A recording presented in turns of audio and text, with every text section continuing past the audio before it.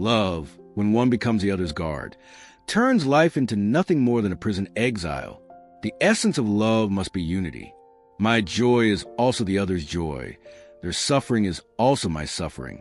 There is no personal desire of yours that I am unaware of, and no personal preference of mine that you do not care about. Once we have bound our lives together, we are no longer two separate individuals. Whatever happens to one also happens to the other. One's fate is intertwined with the other's. You and I, though two, are one. Two bodies merging into a single soul, a shared destiny. That is the true essence of love. The word "min" in Vietnamese is both a way to refer to oneself and a tender term of endearment for one's life partner. Just in this way of addressing each other, the boundary between two individuals starts to dissolve, and the sense of separation fades away. Therefore, in the journey of love, we must learn from each other and cultivate shared values that build a genuine and lasting happiness. However, the less pleasant or lovable traits that cause the other to endure hardship should be changed. Unity does not mean losing oneself to become a mere copy of the other. That would be a consequence, not a harmony.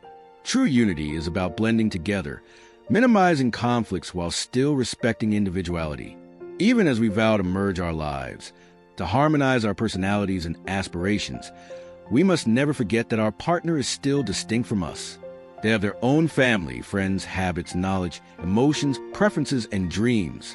To love someone is to join their life, to accept and support them, not to push their life aside to impose our own and seize control. We are one, yet we are two. This is the other half of the inseparable truth. In Vietnamese traditional values, love is both unity and individuality. It is unity in the pursuit of harmony. It is individuality in the granting of freedom. Freedom means not controlling or confining each other, but offering space to breathe, to relax, to engage with the world and life.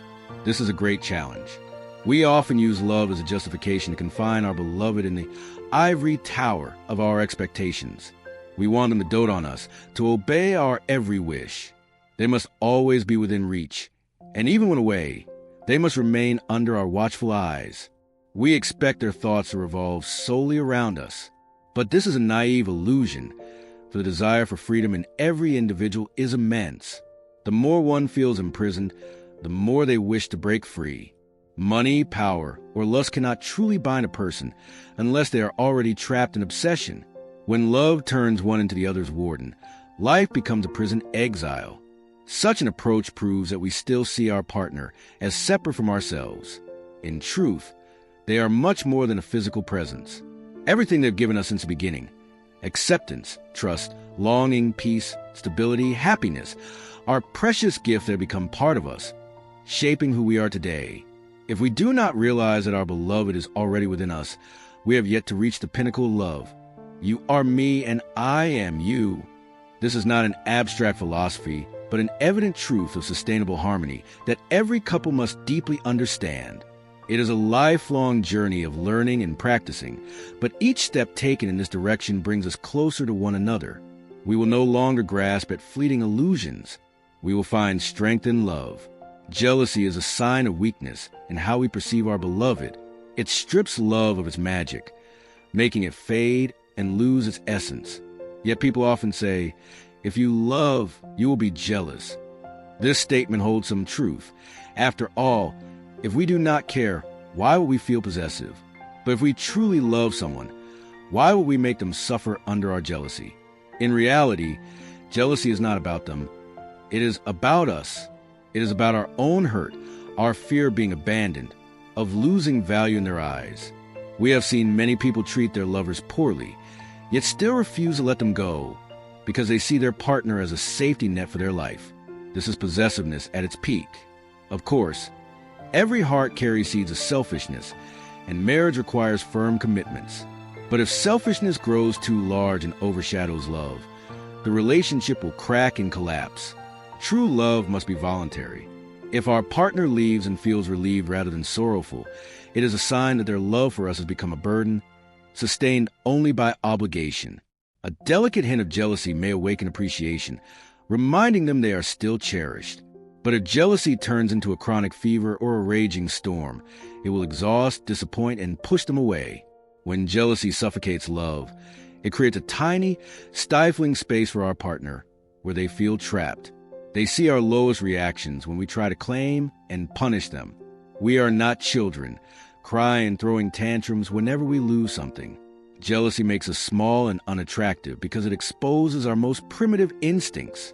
Instead of reacting impulsively, we must calmly reflect on our lives and our partners. If both are drifting in carelessness, it is no surprise that they struggle to master their emotions.